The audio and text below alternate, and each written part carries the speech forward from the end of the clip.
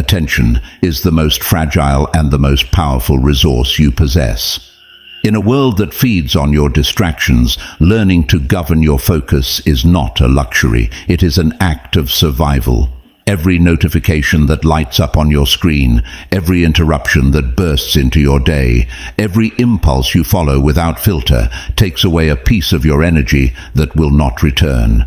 And little by little, without realizing it, you end up exhausted without having advanced in what truly mattered. Stoicism did not know cell phones or emails, but it did know the fragility of a scattered mind. Marcus Aurelius warned that the life of every man is made up of what he thinks throughout his days.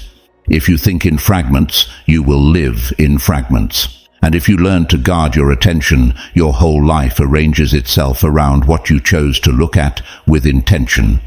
The practice of self-focus is not a trend nor a modern productivity technique. It is an inner discipline. Epictetus said that we cannot choose the events, but we can choose which thoughts accompany us. And choosing which thoughts will occupy your day is, at its core, the art of directing your focus. You don't need to wait for ideal external conditions. What you need is to set a north and protect it from dispersion. Every morning offers you the chance to decide whether you will live on autopilot, reacting to everything that comes, or if you will live from the center, responding only to what fits your purpose. That difference draws the line between feeling that life slips away or experiencing that you advance, even in small steps, towards something that transcends you.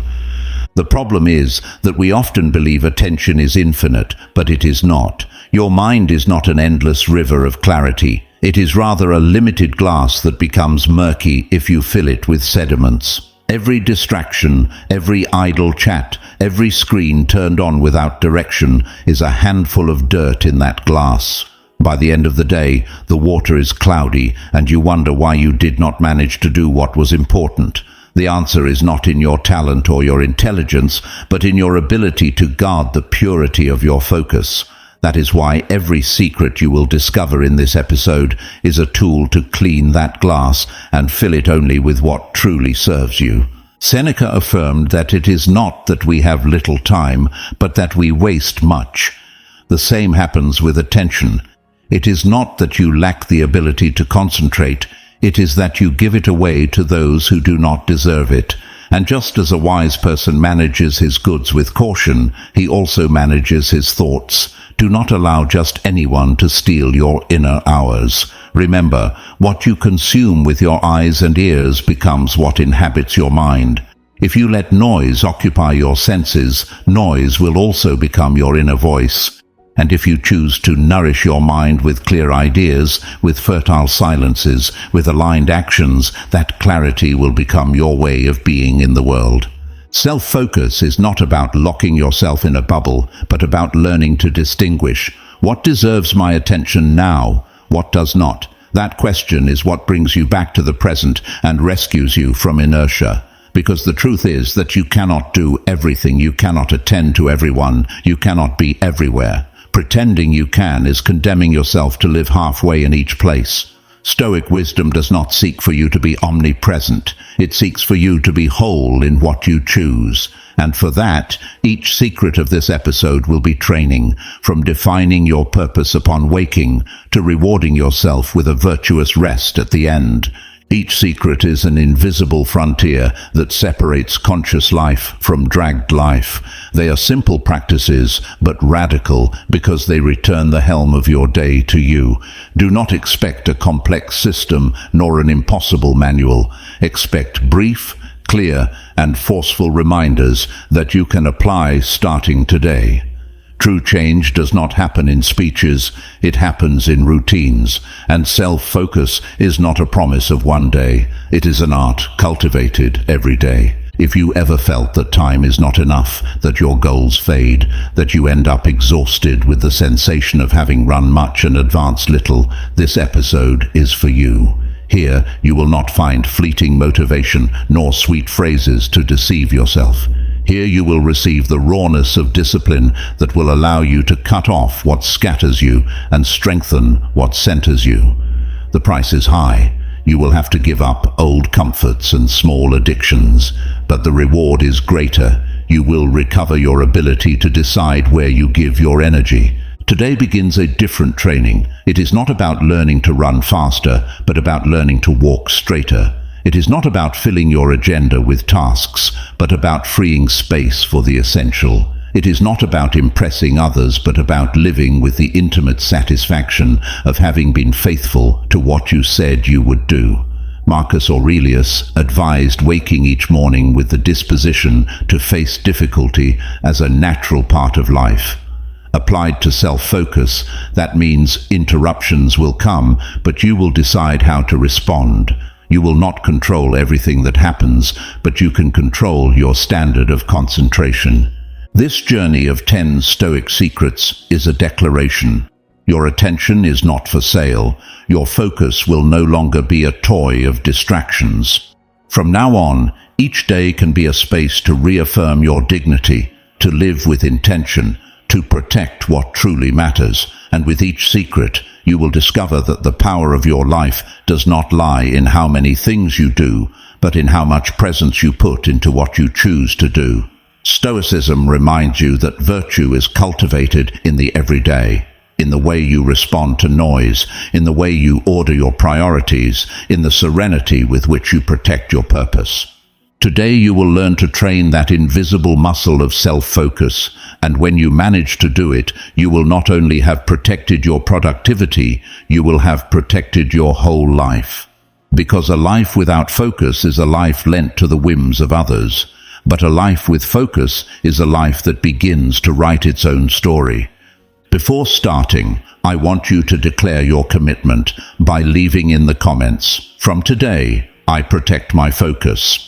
That phrase will be your reminder that you are here to shield your mind, not to surrender it to noise. This is the moment to prove to yourself that you deserve clarity, direction, and the freedom to own your attention. Without further delay, let us begin. First Stoic secret: purpose before screen. When you open your eyes each morning, the first thing the modern mind asks for is to turn on a screen. But what your spirit truly needs is to turn on a purpose. It is not a symbolic gesture, but a real anchor that defines how your day will be colored. If before checking notifications, headlines, or emails, you decide what your attention will serve today, you will be exercising the very discipline that Epictetus demanded of his disciples, to distinguish what depends on us from what does not.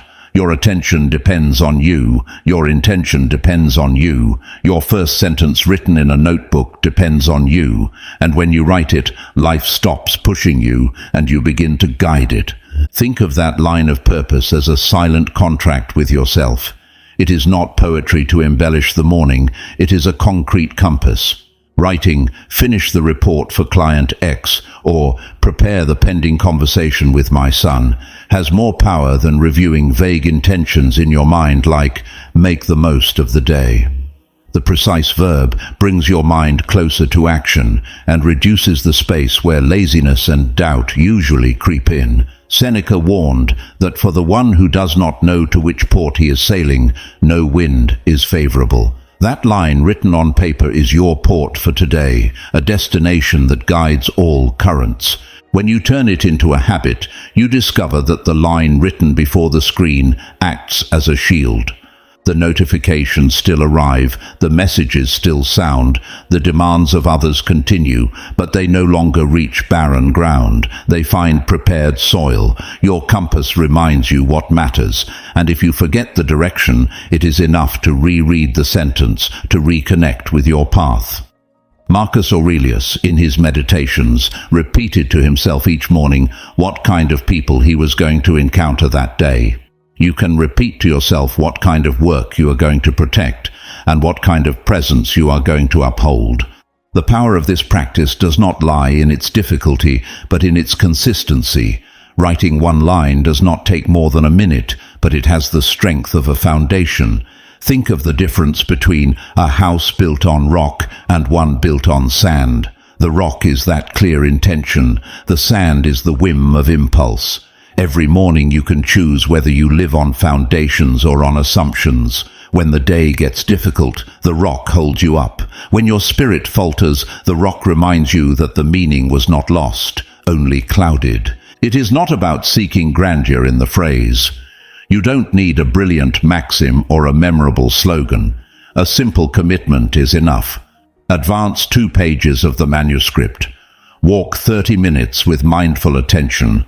Resolve the uncomfortable conversation at work.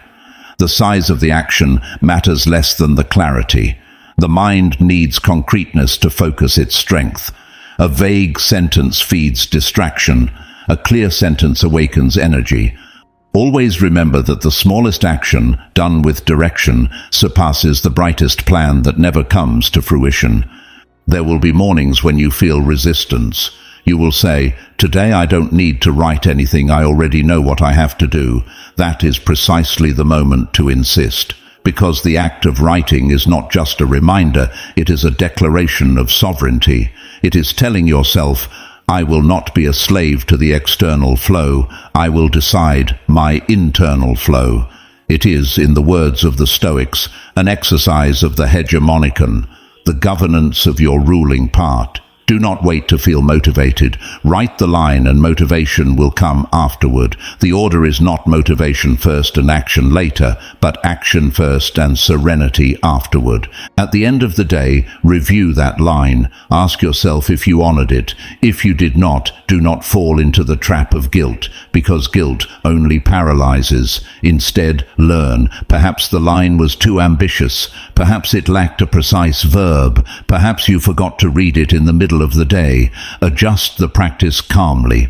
The next morning you will have another opportunity to write a single sentence that governs your direction. That is how the mind is trained, not with punishments, but with sober repetitions. If you fulfill that small promise every morning, something profound begins to change.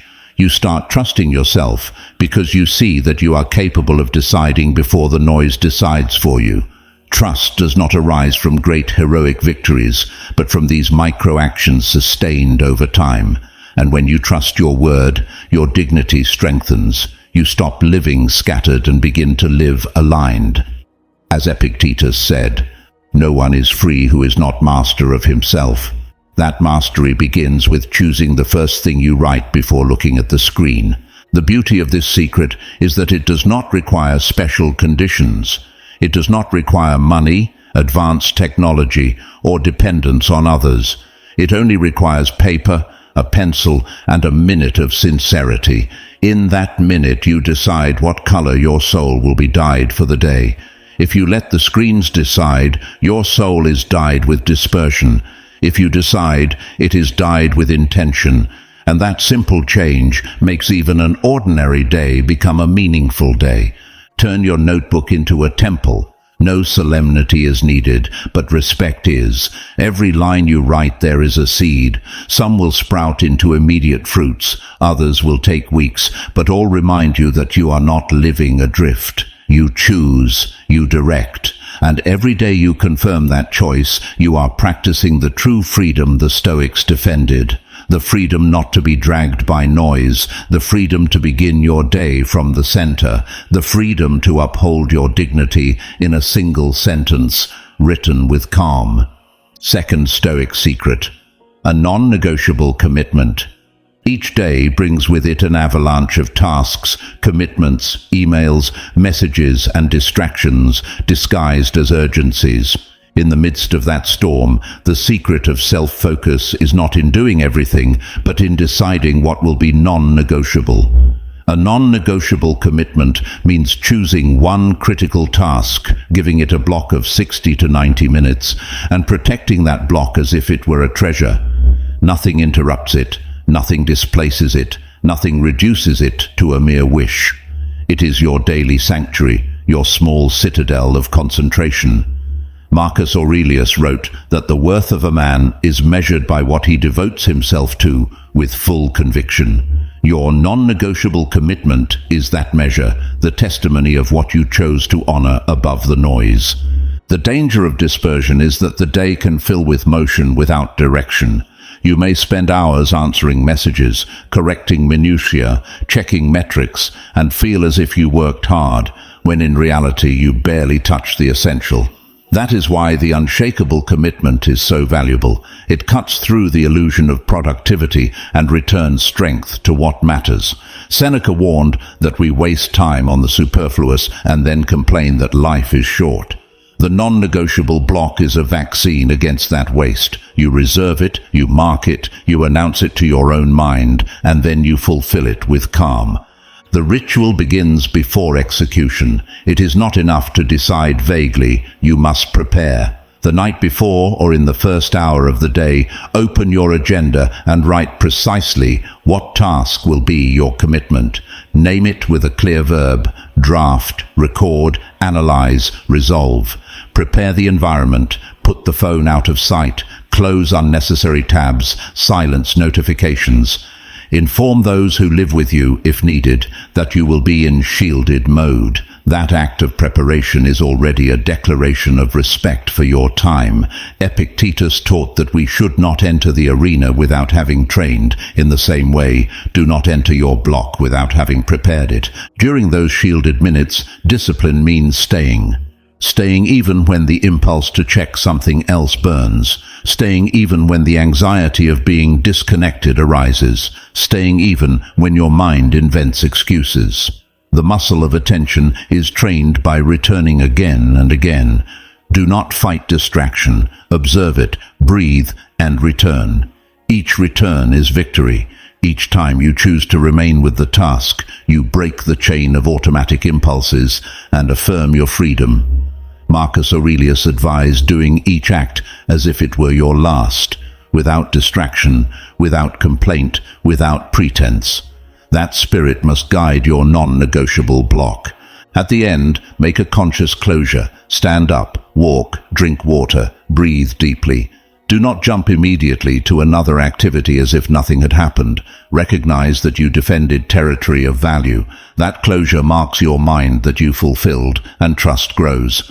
The habit is strengthened when it is celebrated with dignity, not with euphoria or cheap dopamine, but with the sober satisfaction of having been faithful to yourself.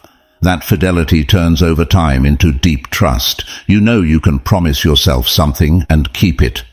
One day your block may be broken by a real urgency. In that case, do not dramatize.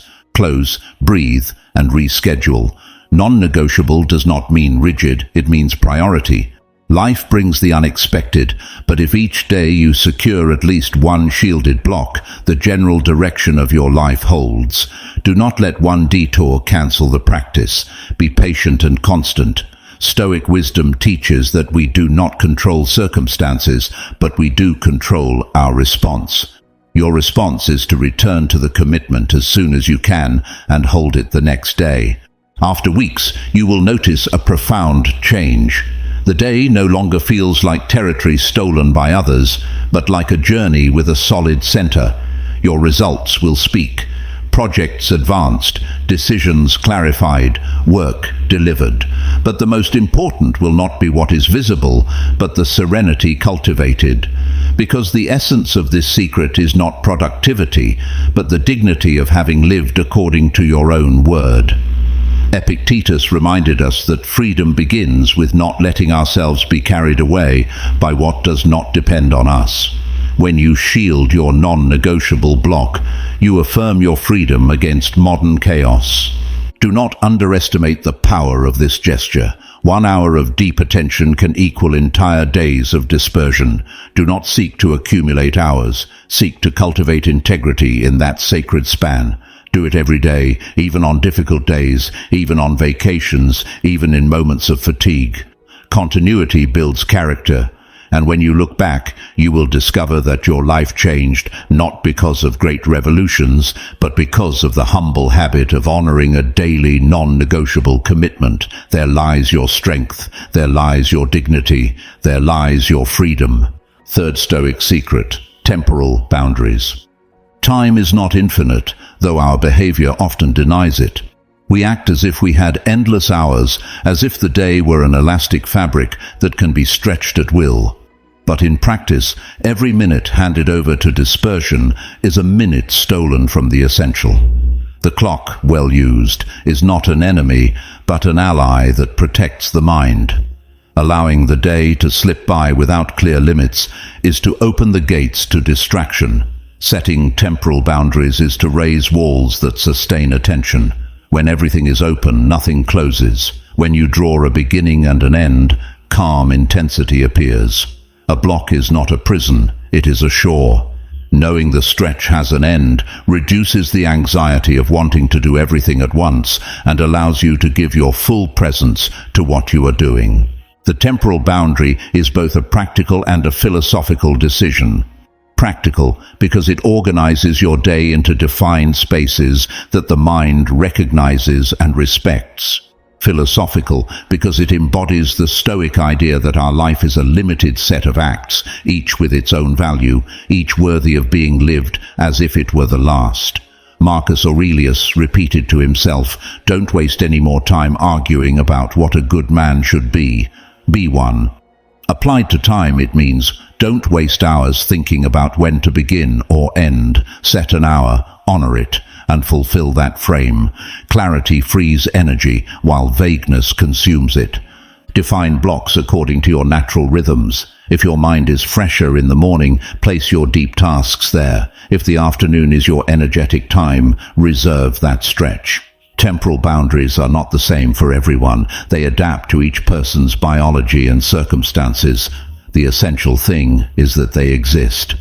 Add transition breaths between blocks. 2 or 3 minutes of conscious pause to release the previous task and enter the next without carryover. That small ritual cleans the mind like rinsing a brush before using it again. It is not wasted time. It is time invested in preserving the quality of what comes next. The danger of not setting boundaries is that everything becomes an endless present.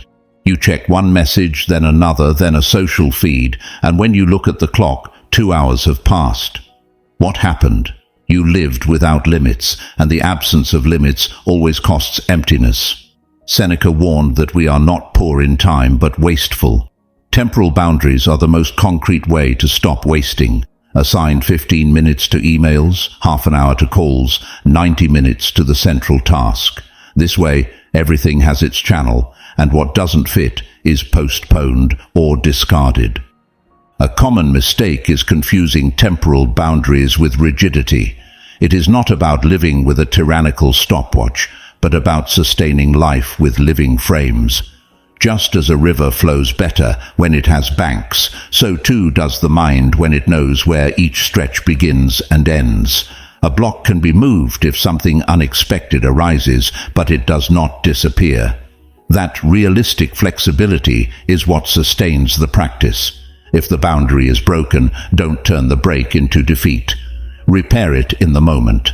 Close your eyes, breathe, and write a single line about what you will resume and when.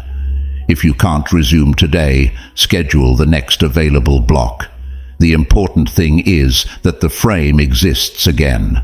The boundary also serves a social function.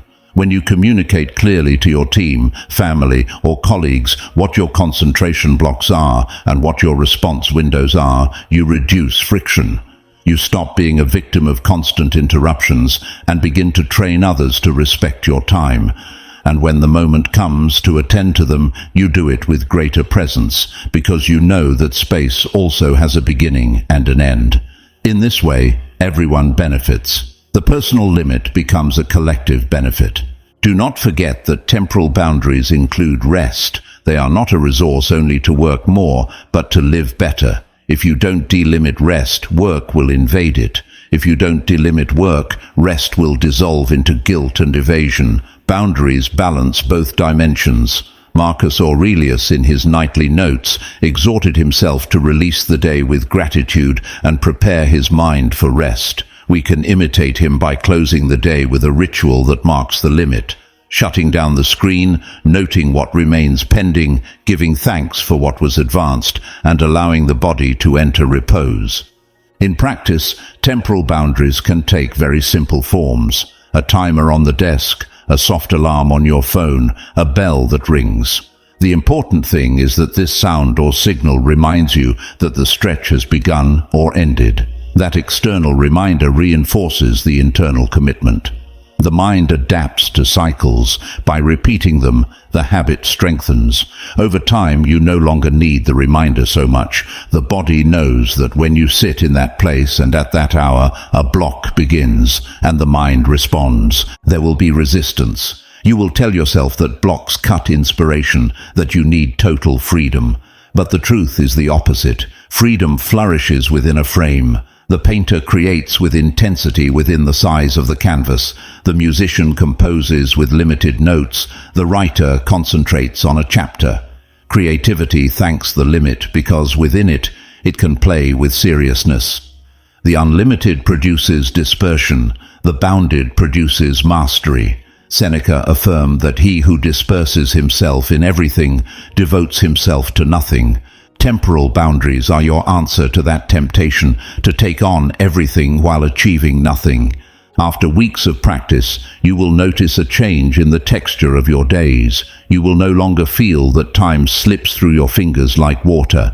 You will feel that each stretch has its flavor, that each act has its space, that each commitment has its hour.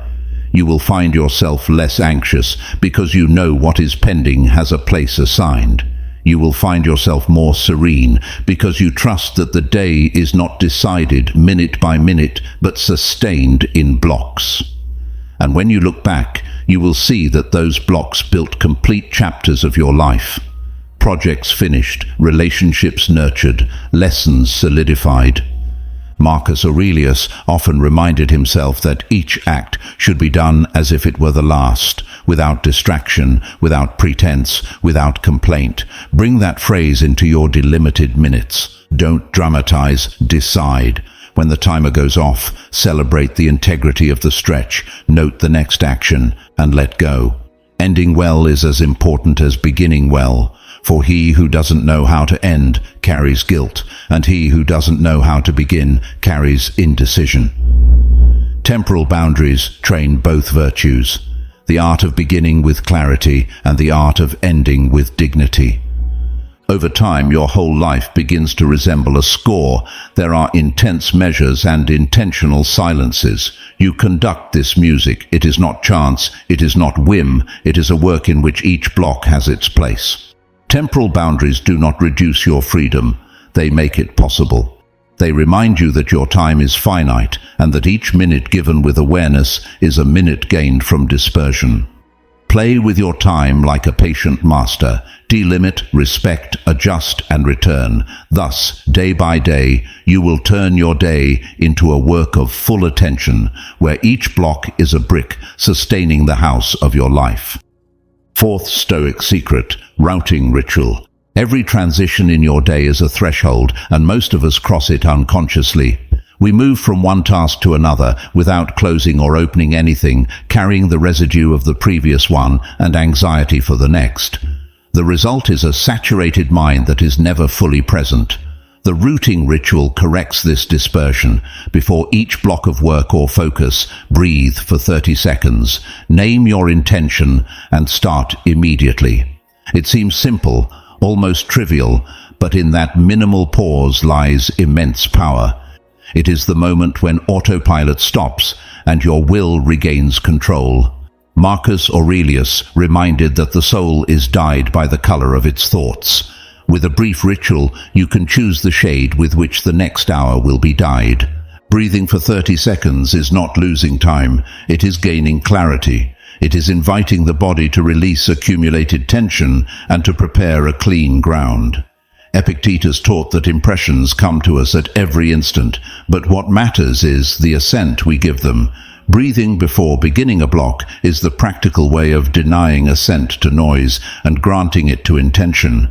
In those 30 seconds, your mind stops dragging the uncomfortable meeting that just ended or the distraction still vibrating in your pocket. You leave one track and enter another with decision.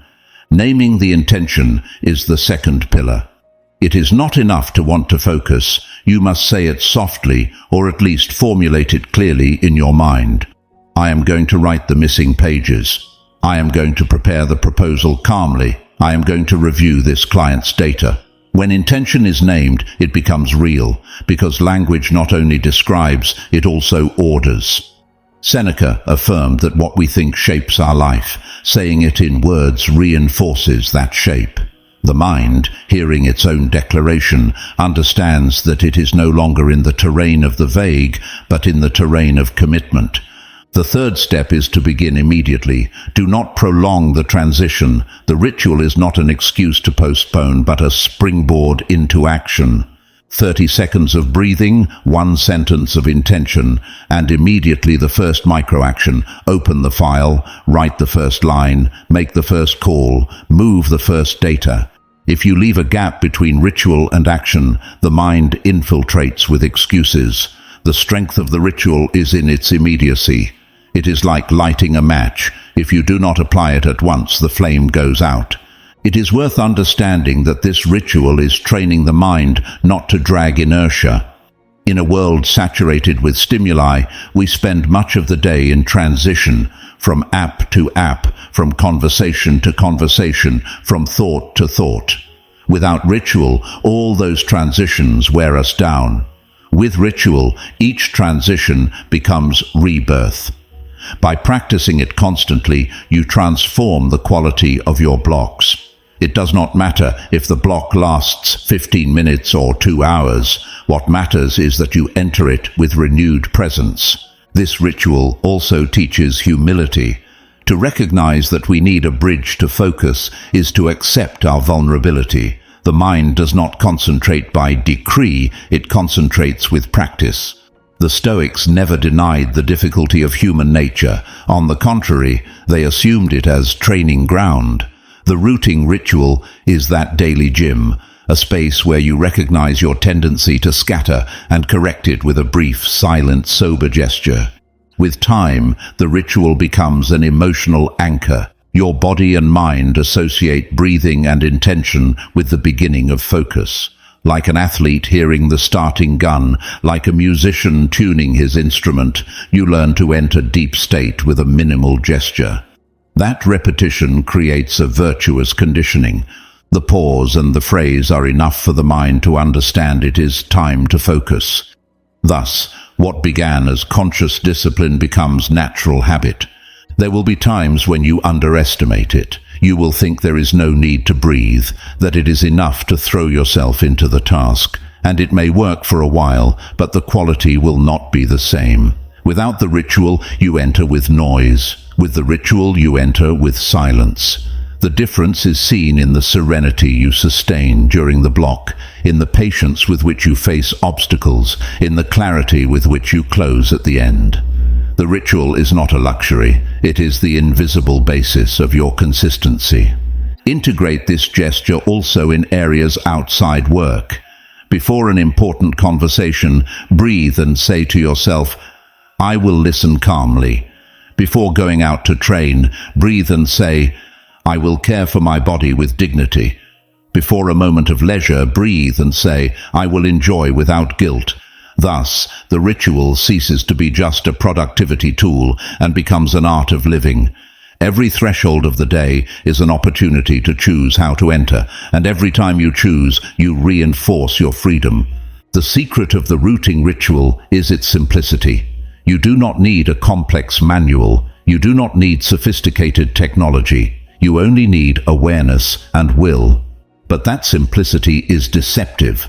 What seems small is, in reality, profound. Because the quality of your day is not measured only in great decisions, but in the way you enter each stretch.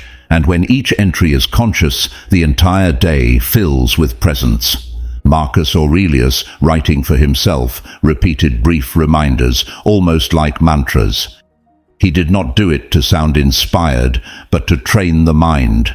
Your rooting ritual is the practical version of those notes, sober phrases that orient action.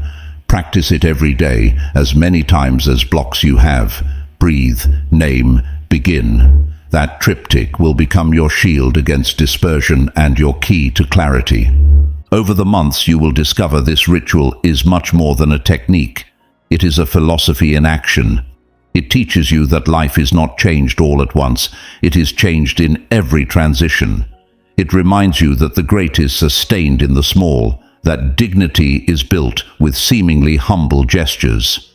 And when you look back, you will see that what transformed your life was not a great event, but the patient repetition of a 30-second ritual. There lies the essence of Stoicism, in the daily practice that turns every instant into an opportunity for virtue. Fifth Stoic secret, gatekeeping. The mind is like a walled city. If you leave the gates wide open, any noise, any shadow, any merchant or charlatan enters without asking permission, and soon you discover that you no longer govern your own inner space, but live reacting to what others bring inside. To guard the gates means to decide which stimuli, which voices, which images, and which messages will have access to your attention. In a world saturated with notifications, the most radical discipline is not to produce more, but to let in less. The Stoics knew this well. The soul is shaped by what it feeds on each day.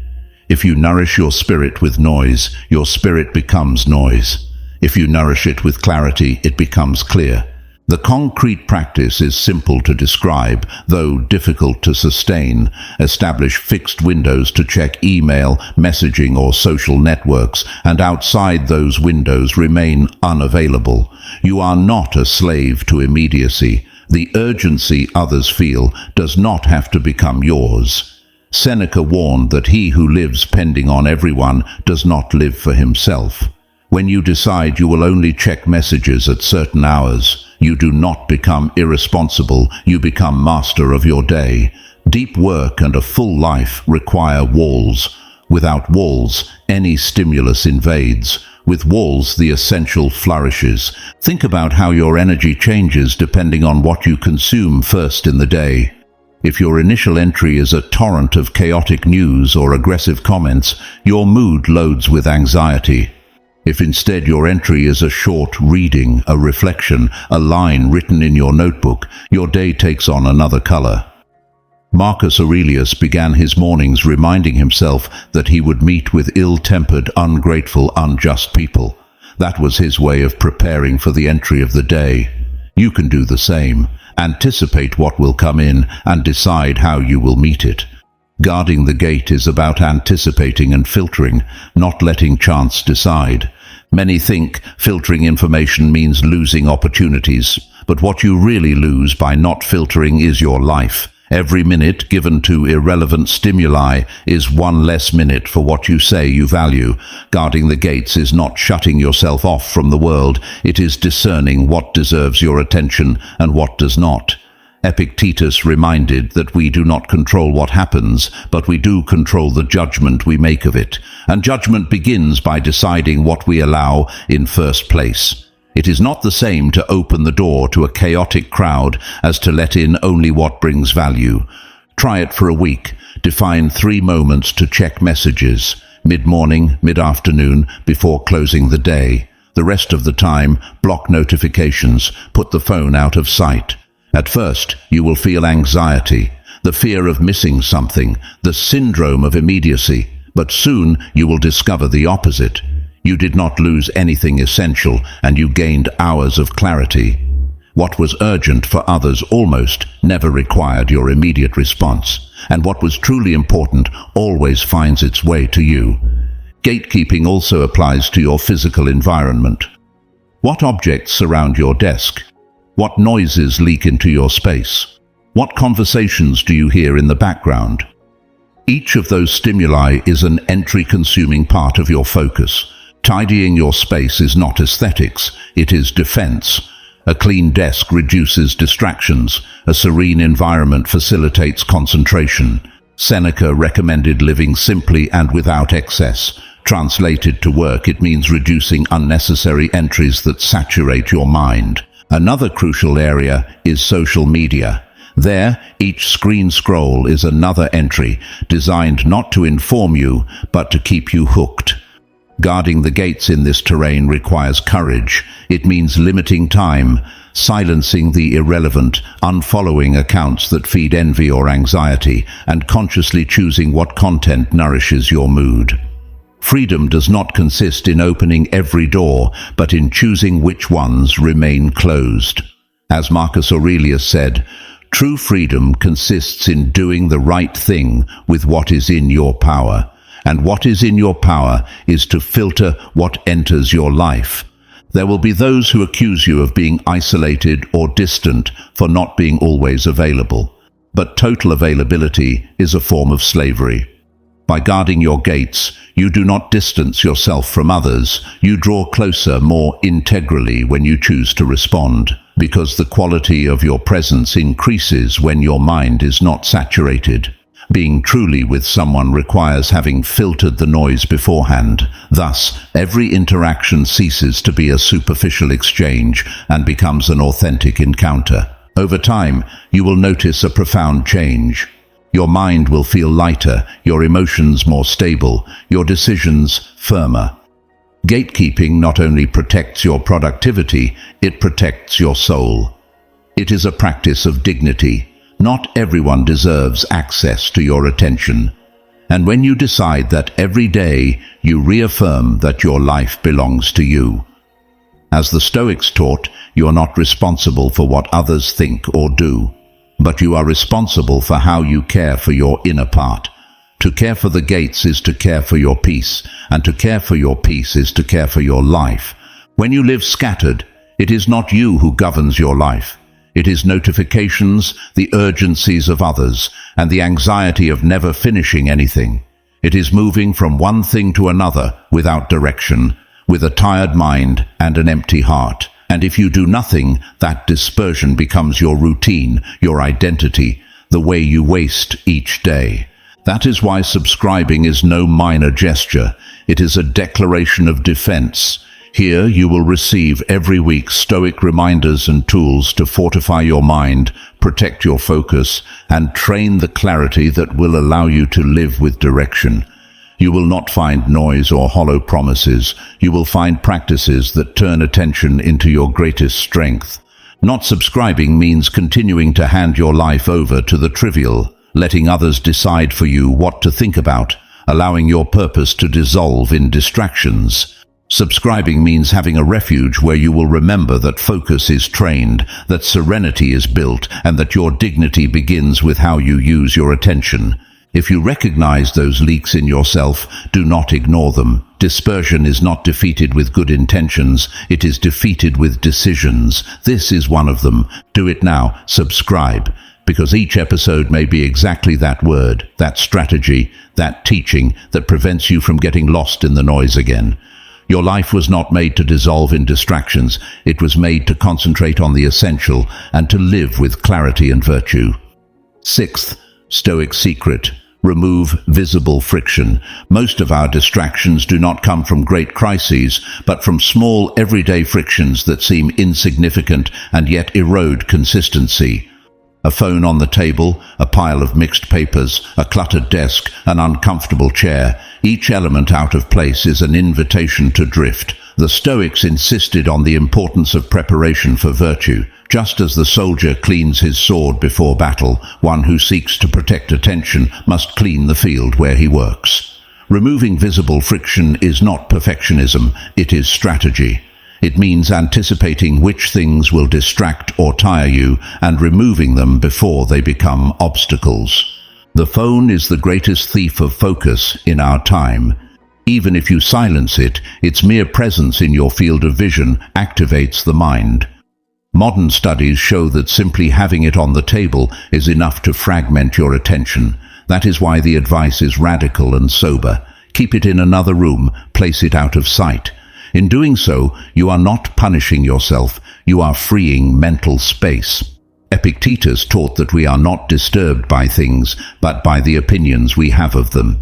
Your phone is not in itself an enemy, but the interpretation you give it as a source of immediacy makes it a threat. Change the interpretation with a physical gesture. Remove it from your visual field. The same is true of physical disorder. Every unnecessary object in sight is a silent reminder of something pending. An unpaid bill, a half-read book, a tool out of place, all of them shout silently, demanding attention. Marcus Aurelius asked to simplify life and keep it in accordance with nature. A clear table, a clean space, a sober environment make concentration easier because they reduce stimuli competing for your mind. It is not about aesthetics, it is about mental hygiene.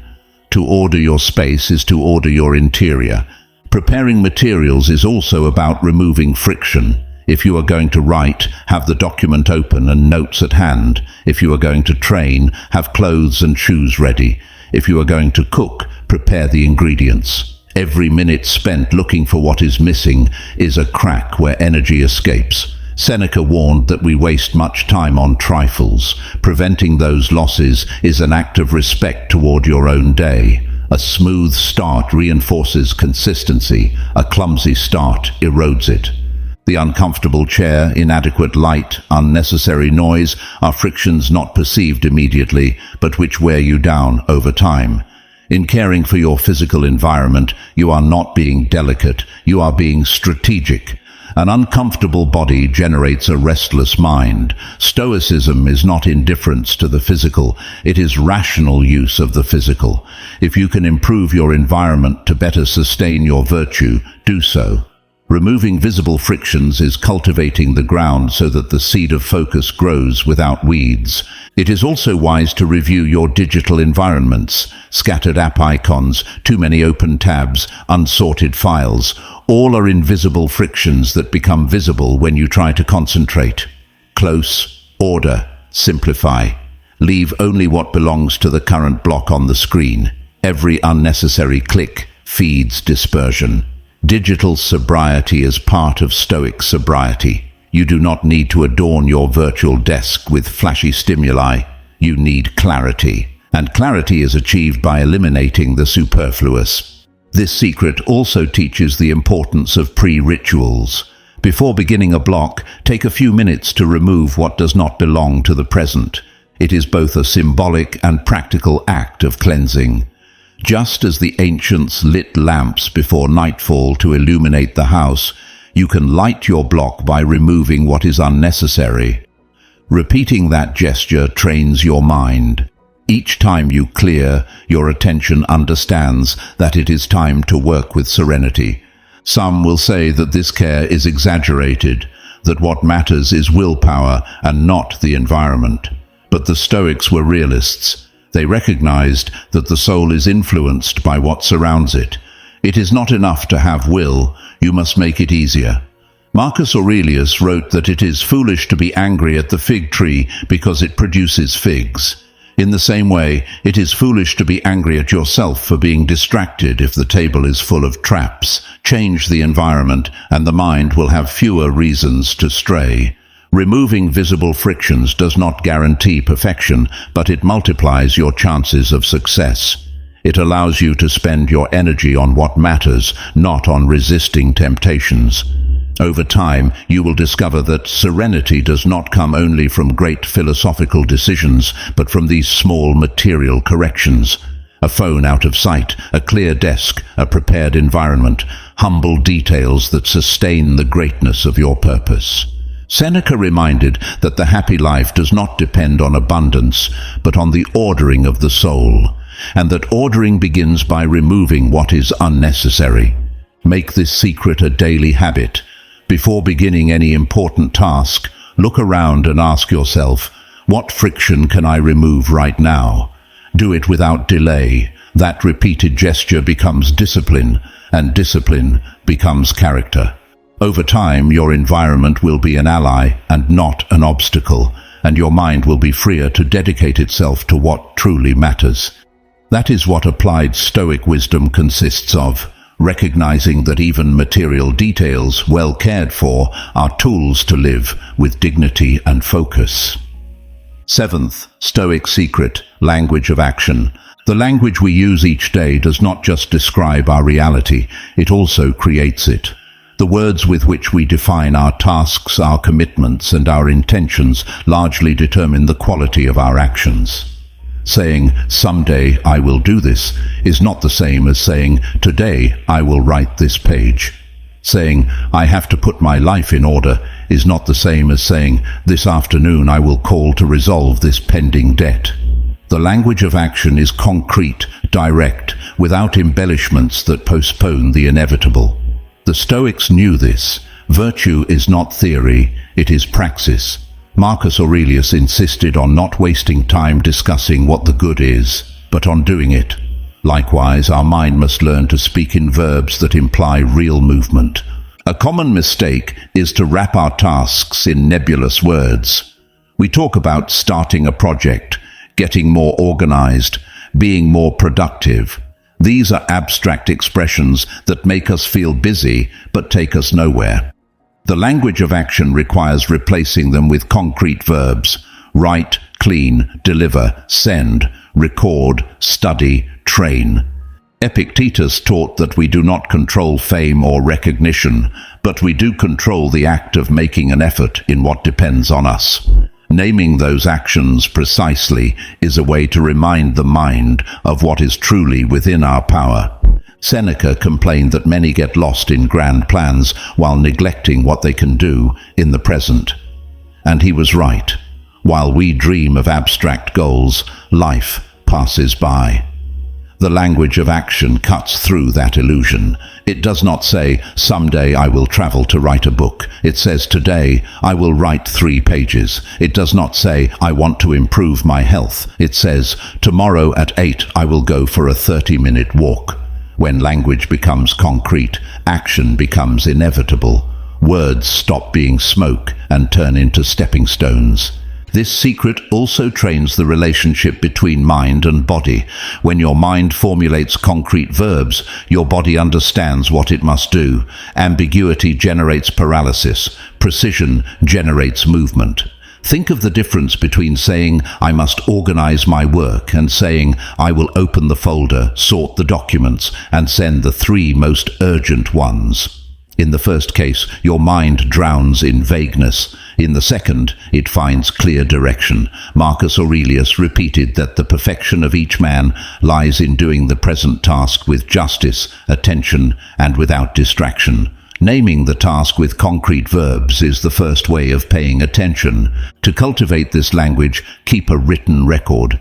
Before each day, formulate your actions in a list of verbs. Do not say, improve my relationship with my team. Say, I will invite Pedro to talk to clarify what is pending.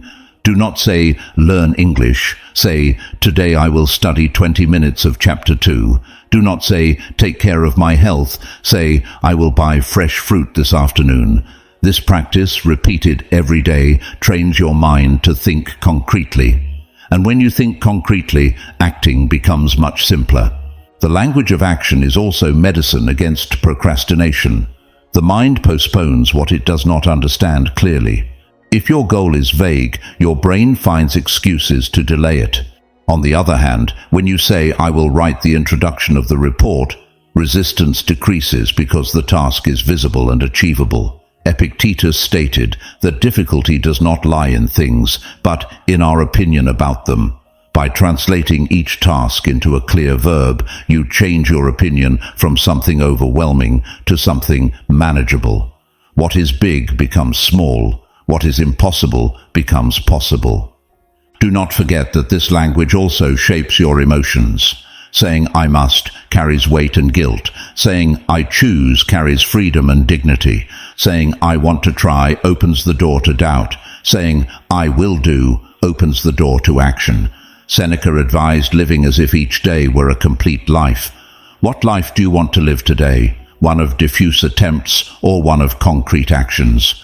The choice is reflected in the words you choose to speak to yourself. There will be those who laugh at this discipline, calling it an obsession with details. But life is made of details. No great project was built without small verbs repeated with consistency. Write, correct, send, build, speak. Greatness is the result of 1,000 humble verbs, and every time you choose to speak in a concrete verb, you move closer to that greatness. Marcus Aurelius reminded himself not to live as if he had 10,000 years ahead of him, but to seize each moment as a gift. To seize means to act, and to act begins by naming the action. Over time, you will discover that your mind begins to reject vagueness. You will no longer tolerate expressions like someday or maybe later. You will start to automatically translate your desires into concrete actions. That constant translation is the foundation of transformation. And when you look back, you will see that your life did not change suddenly, but because each day you spoke in a language that compelled you to move. That language, humble yet firm, will have built your character and your work. The secret of the language of action is, ultimately, a secret of dignity. It is not about productivity for its own sake, but about honoring your word. If what you say is vague, your life will be vague. If what you say is clear, your life will be clear. Seneca summed it up bluntly. It is not that we have little time, but that we waste much. Do not waste your time on empty words. Fill it with words that turn into acts. Speak in verbs, and your life will be action. 8th Stoic secret: rehearse the obstacle. Human beings often live as if the days were clear highways, free of potholes or detours. We promise ourselves we will complete tasks, sustain habits, reach goals, and we do so under the illusion that nothing will get in the way. But reality is different. Interruptions, unforeseen events, fatigue, emotions that burst in, urgent messages, small accidents that disrupt the agenda. The Stoic secret for not being disarmed is to rehearse the obstacle before it appears. This is not pessimism, it is wisdom. Marcus Aurelius began his mornings reminding himself that he would meet ungrateful, selfish, unjust people, and that his duty was not to be surprised, but to remain aligned with reason. That practice is an anticipatory rehearsal. By foreseeing the difficult, you live it with less shock. To rehearse the obstacle means to dedicate a few minutes to imagining what could interrupt you today and to decide in advance how you will respond. If you know your environment is noisy, prepare headphones or find a quieter place. If you suspect your boss will ask for a report unexpectedly, define how you will handle it without betraying your main block. If you know your own tendency to open social networks, decide now what you will do when the impulse arises. Perhaps look up, breathe, and return to the task. The key is not to arrive naked to the battle. Epictetus warned that we should not expect things to happen as we want, but rather want them to happen as they do. Rehearsing the obstacle is that mental preparation, accepting that it will come and choosing how you will go through it. The power of this practice lies in the serenity it grants. Those who do not rehearse live in the illusion of absolute control and break at the first detour. Those who rehearse know that the day will never be perfect, and by foreseeing it, they strengthen patience. Seneca said that he who suffers before the time suffers twice. Rehearsal is not suffering ahead of time, it is training the response so that the pain is less. It is like the sailor who studies the winds before setting sail. He cannot master them, but he can adjust his sails. In modern life, the most common obstacles are technological interruptions, notifications, emails, messages that appear when you least expect them. To rehearse them means to recognize they will come and not be outraged when they appear. Decide what you will do. Perhaps turn them off. Perhaps respond only in fixed windows. Perhaps jot down a note in a notebook so as not to lose the idea and keep working. The same happens with emotions. There will be days of sadness, of fatigue, of irritation. To rehearse those emotions means to accept them as part of the day and to foresee a way to accompany them without surrendering the helm. Marcus Aurelius reminded himself that physical or emotional pain should not destroy dignity because the soul remains free. Rehearsal also strengthens long-term resilience. When you face a large project, you know it will not be a straight path. There will be failures, criticism, losses. Those who do not rehearse such scenarios give up at the first blow. Those who do rehearse, on the other hand, are not surprised. They expected the obstacle and receive it as part of the training. Epictetus said that every difficulty is an opportunity to exercise virtue. Rehearsing the obstacle is deciding in advance which virtue you will practice when it appears. Patience, temperance, courage, justice. In this way, the stumble becomes an opportunity to grow. You can practice this secret in writing. Each morning, write down 3 possible obstacles of the day. Then write a sober response for each one. You do not need to dramatize, it is enough to foresee. If the obstacle later arrives, you already have a plan. And if it does not arrive, you will still have strengthened your preparation. It is an exercise that trains the mind not to flee from difficulty, but to receive it calmly. Over time, your life fills with fewer surprises and more serenity, because nothing catches you completely off guard anymore. There will be those who criticize this practice as an excess of control or a negative habit. But the Stoics did not seek to control everything. They sought to accept the inevitable with dignity. Rehearsing the obstacle does not mean obsessing, it means freeing yourself from naive astonishment. When difficulty arrives, you no longer react with complaint or fury, you react with sobriety. It is as if the mind were to say, "I was expecting you, obstacle, and I already decided how to respond to you." That simple shift reduces the emotional burden and preserves your focus. With repetition, rehearsal becomes character. The person who rehearses his obstacles each day develops a serene temper that others notice. While others get upset at the first setback, you keep working. While others get tangled in useless arguments, you continue. While others give up, you persevere. And you do not do it because you are made of stone, you do it because you prepared. Stoic foresight makes you more human, not less. It allows you to uphold your dignity in the middle of the storm. When you look back, you will discover that your life was not defined by the absence of obstacles, but by how you faced them. Rehearsing them does not eliminate difficulty, but it does eliminate paralyzing surprise. It makes you someone who walks calmly even when the ground turns rocky.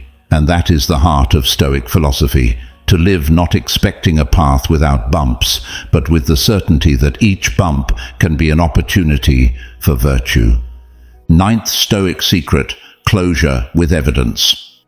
The day does not end when the light is turned off or when you close the last app on your screen. The day ends when you close it yourself with a conscious act. The Stoics were masters of this practice, to review, reflect, learn, and let go. Seneca advised each night to examine the soul, to go over what was done, what was omitted, and what could have been done better. That examination was not a punishment, but a way of closing the day with dignity.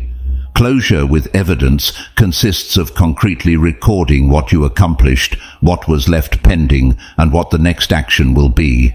It is leaving tangible traces of your effort, not trusting it to a diffuse memory.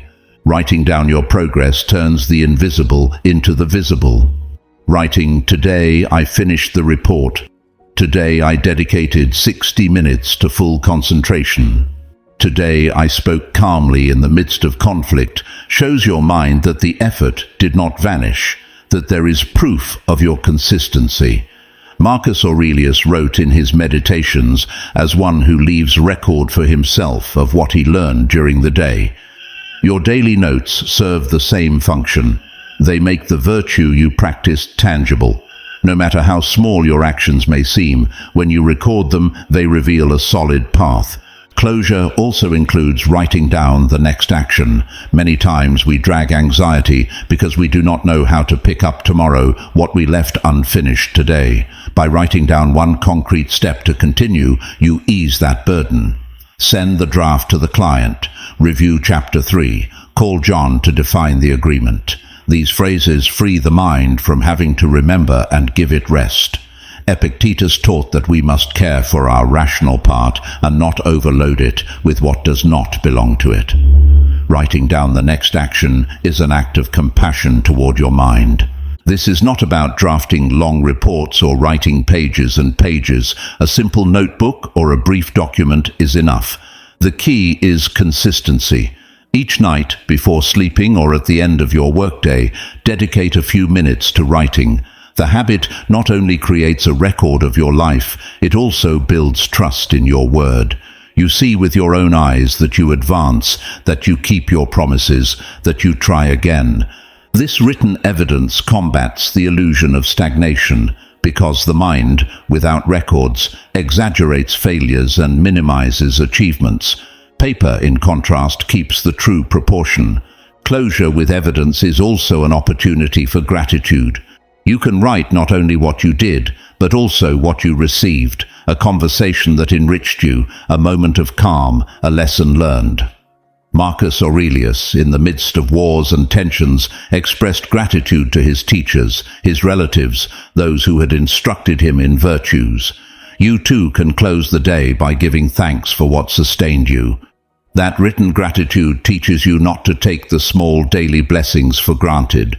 There will be nights when you feel tired and tempted to skip the record. But remember that the Stoics saw in daily discipline the foundation of character. You do not write to show off or to fulfill an empty ritual. You write to train the mind in consistency. Each line you leave is a stone in the building of your integrity, and when time passes, you will have a record that not only shows what you accomplished, but also how you grew. That evidence becomes a mirror of your transformation. Conscious closure also prevents you from dragging the unfinished day into the next. When you do not close, your mind chews over what is pending all night, interferes with your rest, and drains your energy. In contrast, when you write the next action, your mind rests with confidence. It knows that the matter is recorded and can be resumed with clarity. Sleeping with a clear conscience does not mean having no tasks. It means having put them in order. Seneca said that he who prepares his soul each night does not fear the morning. That is the fruit of closure with evidence, serenity at the end. The practice, repeated every day, also teaches you to measure progress with sobriety. You will not always advance in great achievements, but there will always be one concrete action to acknowledge. Even on difficult days, you can write, "Today I resisted without complaining. Today I returned to focus after distraction. Today I rested with intention." These notes, humble but real, sustain trust in the process. Progress is not always measured in meters. Sometimes it is measured in small steps that add up to distance. After months, you will discover that closure with evidence becomes a diary of dignity. It is not a productivity record. It is a testimony of coherence. You see your failures and learn from them. You see your progress and strengthen yourself with it. It is a sober mirror that reminds you who you are and who you are choosing to be. Marcus Aurelius did not write for posterity. He wrote to correct himself and to sustain himself. Do the same. Write to honor your path. Close the day with evidence, and you will close it with peace. Do not let your day dissolve into nothing. Give it shape with words. Let each night your notebook be witness to your effort. Let each entry, no matter how small, remind you that you lived with intention. And when you wake, let the first action find continuity in what you wrote. Thus, day after day, your life will cease to be a chaotic succession and will become a conscious work. For true closure is not turning off the light, it is igniting inner clarity. 10th Stoic secret, virtuous reward. The human mind needs encouragement and the body needs pauses. We are not machines capable of functioning continuously without rest, and pretending otherwise leads to exhaustion and frustration. The true art does not lie in denying the need for reward, but in choosing rewards that reinforce virtue instead of weakening it. That is why this secret teaches you to reward focus with conscious breaks and with gestures that nourish life instead of consuming it. Cheap dopamine is everywhere, endlessly scrolling screens, instant sweets, distractions that promise relief but deliver emptiness. The virtuous reward, on the other hand, does not intoxicate or scatter. It reconnects, restores, renews. Imagine finishing a block of deep work. Your natural impulse may be to open social media, eat something without hunger, or check notifications. That is what the modern world offers you as an immediate prize. But those rewards erode the muscle of focus because they associate it with quick escapes.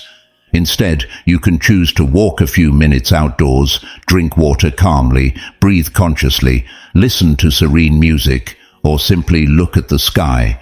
Small gestures that restore without stealing energy.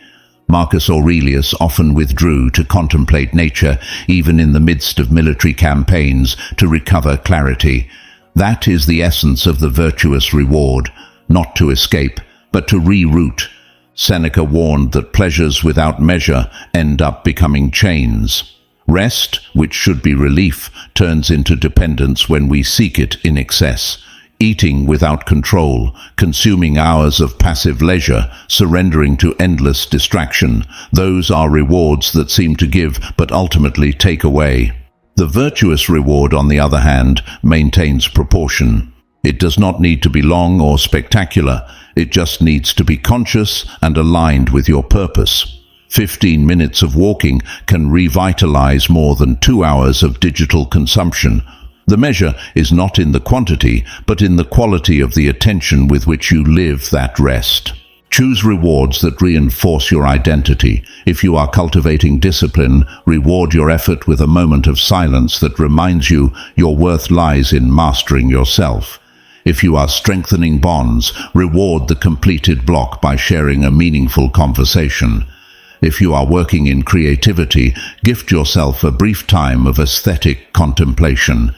A poem, a painting, a melody.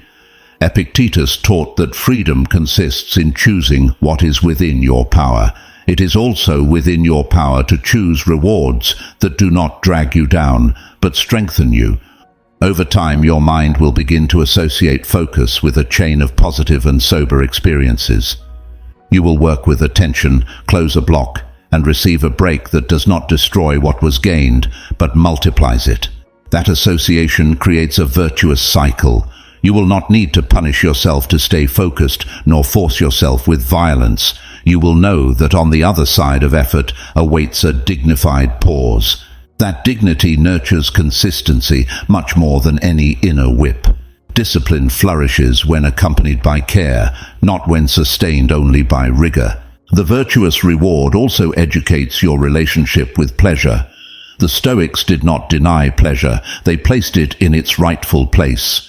Marcus Aurelius enjoyed conversations, Seneca valued friendship, Epictetus found joy in teaching. The problem is not pleasure, but measureless pleasure that enslaves. By practicing sober rewards, you learn to savor without clinging, to enjoy without depending, and thus you discover that true rest does not lie in losing yourself, but in finding yourself. There will be days when the temptation of empty rewards is strong. You will say to yourself, "I deserve it," after an effort, and you will reach for the most immediate option. Do not punish yourself, but do not deceive yourself either. Recognize the temptation and redirect it. Ask yourself, what will give me energy instead of stealing it? What will make me feel freer and not more bound? That simple reflection changes the choice, and each choice strengthens your character. The virtuous reward is a daily decision of dignity. Over the months, this practice transforms the texture of your life. Your breaks stop being escapes and become roots. Your body and mind recover more deeply. Your energy stops fluctuating in spikes and crashes and becomes stable. And most importantly, you regain the sober joy of living, one that does not depend on artificial stimuli, but on full awareness. Seneca affirmed that the greatest joy comes from the tranquility of the soul. That tranquility is also cultivated in how you rest and in what you choose as reward.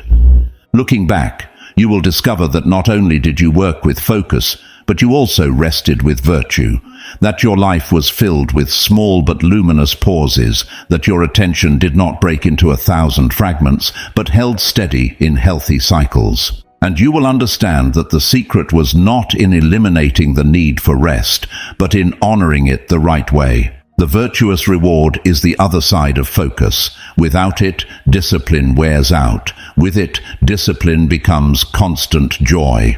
The silence after the noise. You have reached the end of these 10 secrets, and you feel it within yourself. They were not simple tips, they were an invitation to reconquer your life.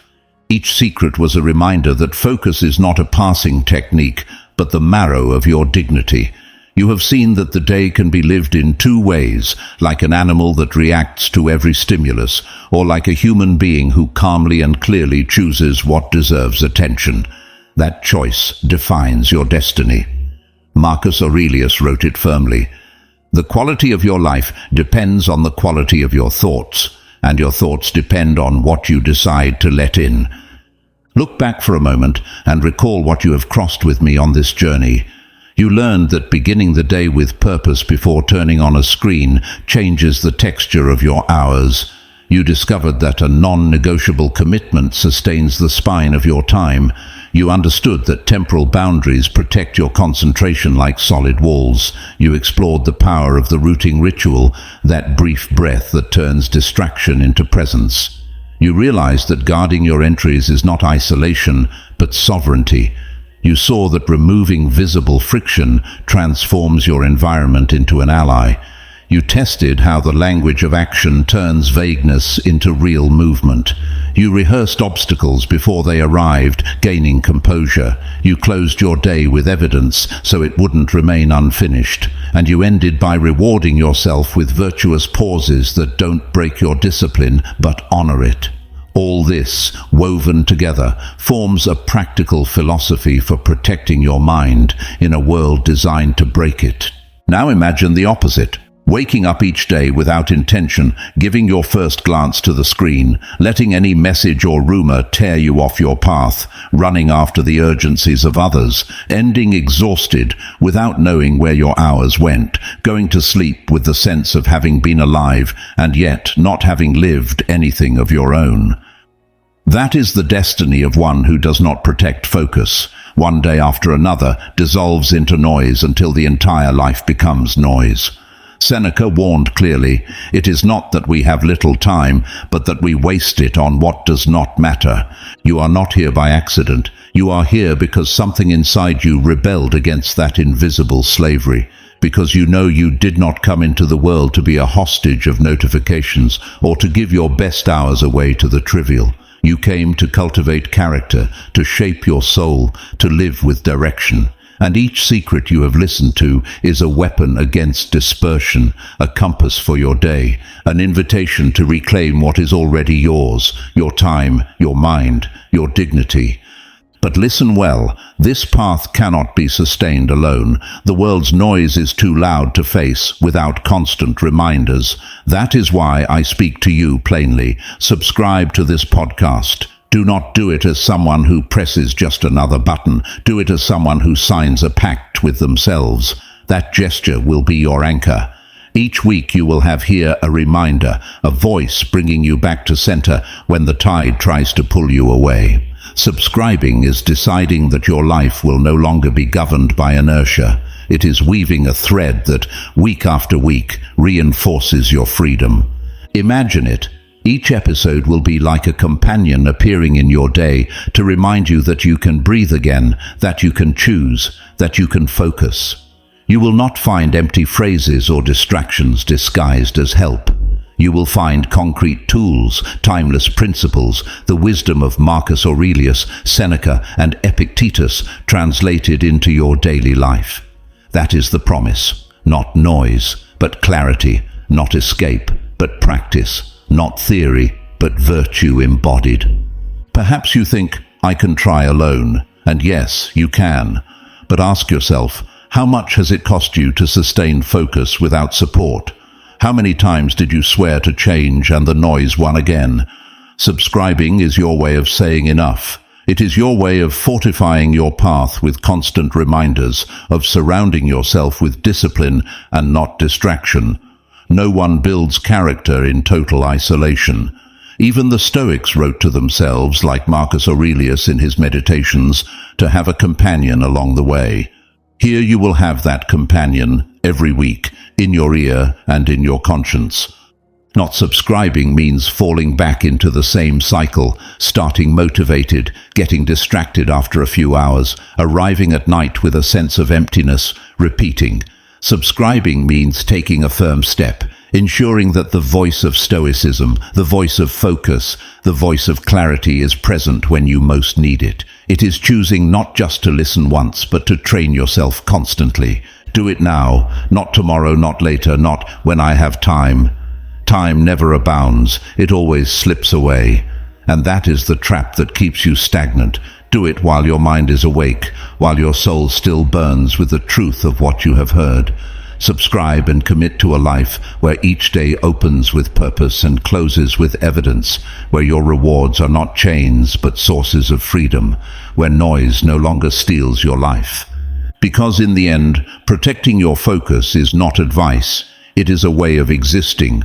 Subscribing is proclaiming that your existence will not be fragmented by the trivial, but that it will be a continuous thread of clarity, discipline, and dignity. That thread, reinforced week after week, can hold you in the midst of chaos. Do not doubt any longer. The silence after the noise begins with a decision. Make it yours now. Subscribe, protect your focus, protect your life. Your voice is essential here. Every reflection strengthens and elevates our community, reflecting the true value of each individual and contributing to our shared Stoic identity. The reflection that receives the most support will be set as the standard of this community of Stoic minds, a community that does not flee from pain but walks through it with courage, with wisdom, with honor. We will see each other in our next gathering at Stoicism for Winners, where we will continue exploring the riches of Stoic wisdom applied to modern life. Now, take the opportunity to deepen your Stoic practice with new recommended podcast sessions. Follow us so you don't miss any reflection that could help you at just the moment when everything feels overwhelming. Every Monday, Wednesday, and Friday, we publish episodes designed to accompany you when life feels heavy, when it's hard to stay calm, when you need a word to remind you who you are. Not following us is to risk missing exactly that lesson that could bring back the peace you have been seeking. Until we meet again, remember, you are the sole owner of your perception, the creator of your peace, and the warrior of your own battle. This is the legacy of Stoicism, the art of being invincible.